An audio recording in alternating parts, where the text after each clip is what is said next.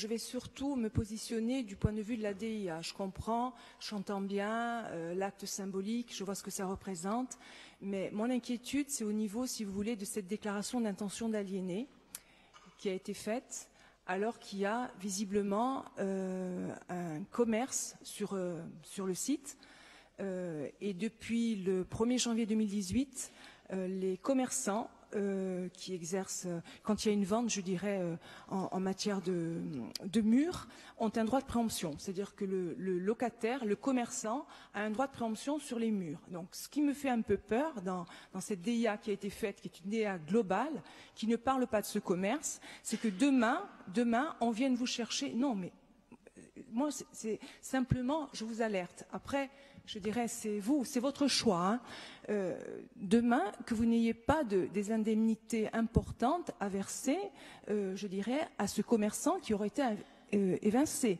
Parce que, dans le principe, s'il n'avait pas un droit de préemption, il aurait droit à une indemnité d'éviction. Nous sommes d'accord. Donc, là, aujourd'hui, il y a un droit de préemption du commerçant, du restaurateur, sur les murs. Ça n'existait pas. Donc c'est ce que je crains.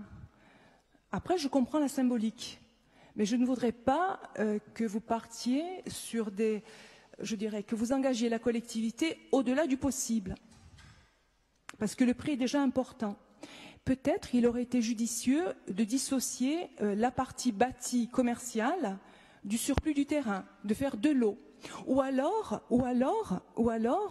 une possibilité d'indiquer ce droit réel en indiquant le prix, et la DIA à ce moment-là, elle aurait été présentée de façon globale.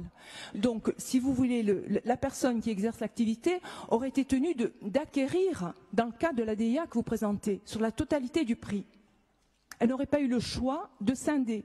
C'était peut-être une possibilité. Moi, je vous alerte là-dessus. Maintenant, voilà, c'est mon approche professionnelle. Pardon, hein. Voilà, merci.